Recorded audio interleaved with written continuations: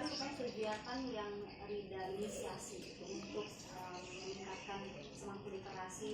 Sekaligus tadi cita-citanya ingin merubah citra yang sedikit kurang baik dari kampung ini melalui TBM. Kegiatannya apa? Jadi kegiatan di TBM ini ya banyak sekali yang kami lakukan di TBM ini ya, seperti membaca gratis, meminjam buku gratis, kemudian memberikan pelatihan lari kepada anak-anak secara gratis. Ini nari tradisional, bermacam-macam ya, tradisional, kemudian kelas modern juga ada. Cuma di tahun 2020 ini saya memang berfokus untuk menaikkan tarian tradisional yang ada di Kabupaten Asahan ya, tari Subang gitu ya. Kemudian ada kami juga di sini melakukan kegiatan seni dari pencaksilat ya. Juga tahun 2020 ini saya fokus ingin seni bela diri yang ada di Asahan ini terangkat. Jadi saya bekerja sama juga dengan tim sukarelawan. Seni bela diri yang diajarkan di sini adalah Walet Putih. Kemudian kami juga ada program ini ya, Serikat Patungan. Kemudian kami juga ini lagi proses yang pembuatan film pendek ya, masih proses. Kemudian kami juga melakukan kegiatan yang namanya Perlotek Baca. Perlotek Baca ini diajarkan kepada anak-anak bagaimana kita memanfaatkan barang bekas tadi menjadi berguna. Nah, kemudian kami juga ada program untuk ibu-ibu yang tinggal di kampung sini ataupun masyarakat Asahan gitu ya. Saya selalu share di Facebook gitu ya, bagaimana melatih mereka menjadi pengusaha, istilahnya itu sosial yang memberdayakan mereka. Jadi kita berikan pelatihan, misalnya bagaimana cara masak kue, minuman gitu ya.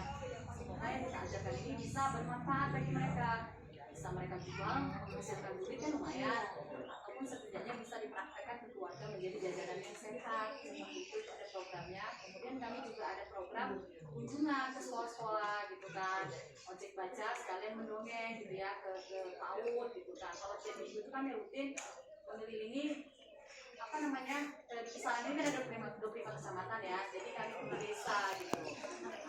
Ojek baca kami itu awalnya itu di alun-alun gitu kan, di alun-alun kisaran. Ketika itu saya berpikir kalau hanya di alun-alun kisaran aja, pasti masyarakat yang di tempat lain itu tidak akan terlayani. Kenapa? Karena di alun-alun itu tidak hanya ada orang Asahan juga gitu.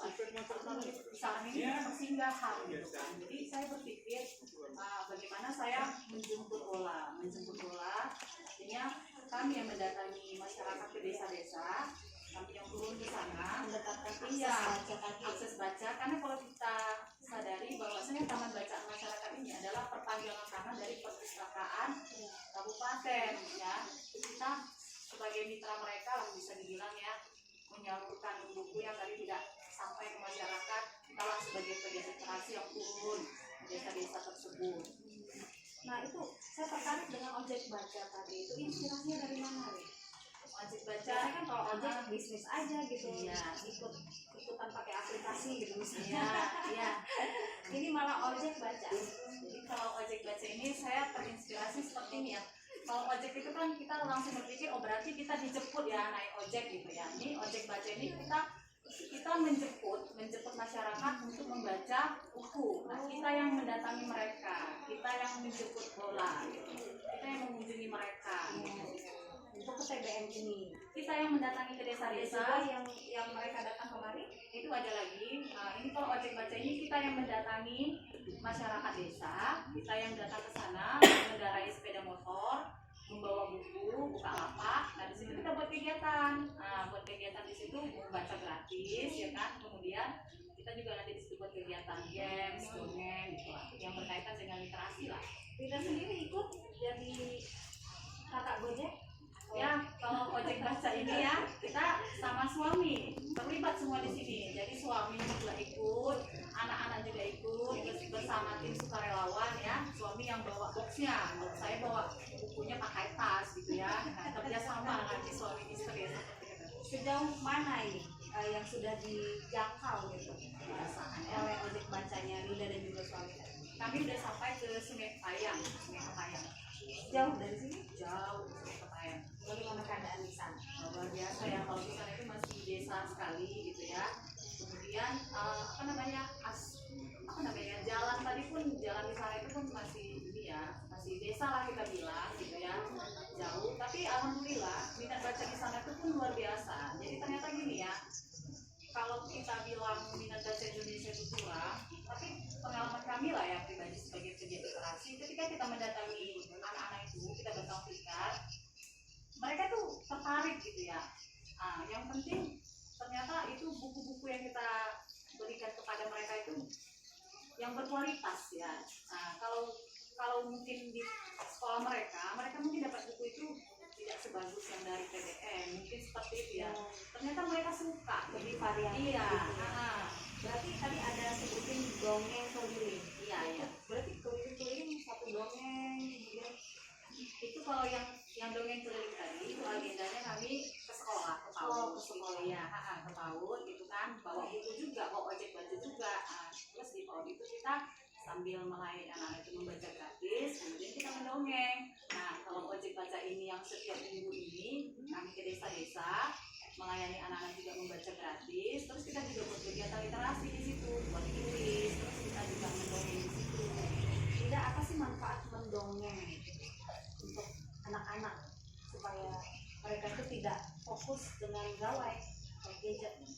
Jadi kalau menurut pengalaman saya ya, manfaat mendongeng itu bagi anak-anak, mereka menjadi kreatif dalam berpikir, mereka jadi bisa berfantasi gitu kan. Jadi seolah-olah mereka tuh hadir di dalam cerita itu gitu, dan menjadikan mereka itu kreatif, terus menjadikan mereka itu bisa juga nanti itu menulis gitu, menjadi apa ya kita bilang ya, menjadi orang yang baik, karena di dalam dongeng itu ada pesan moral di situ ya, menjadi anak-anak yang baik ya, soleh dan soleha. Mungkin seperti itu yang menurut saya ya. Sejauh ojek baca sudah beroperasional, ada pengalaman yang tidak terlupakan dari situ? Jangan-jangan di tengah jalan mogok ojeknya gitu Ya, ya? kalau itu mah pernah ya, ketika kami beroperasi ke Teluk Dalam ya, di Asal ini ada namanya Teluk Dalam ya, kami ke desa itu ya. Jadi ketika itu kereta kami mogok, jadi kami mendorong sama suami ya, anak-anak juga ikut ya, kami bawa kereta itu ya. Jadi kami dorong lebih kurang itu 3 kilometer lah. Kami dorong itu udah gelap saat itu, mana lagi hujan ya. Jadi kita tuh doa-doa juga, mana kita belum sholat maghrib lagi ketika itu kan. Cuma Allah itu maha baik. Jadi ketika itu adalah bengkel yang memang dia sebenarnya mau undangan. Mau undangan kan. Jadi kami datang ke situ, bang, bisa nggak kami beli kereta di sini?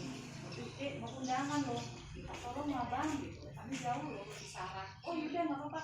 Malah kami disuruhnya masuk, dipersilakannya masuk, malah dibuatkan teh manis, gitu. Mereka kami diperbaiki, gitu ya. Itulah kalau niat baik pasti ada saja jalan. Numpang sholat di situ, itu berkesan sekali ketika itu. Karena yang buku kami bawa pun saat itu terjatuh juga, gitu. Kita karena suami saya udah saat itu kecapekan ya, begitu ya. Itulah yang terjadi saat itu, pengalaman yang tak terlupakan. Ya, baik Frida, ditahan dulu, kita masuk ke segmen selanjutnya pemirsa. Seperti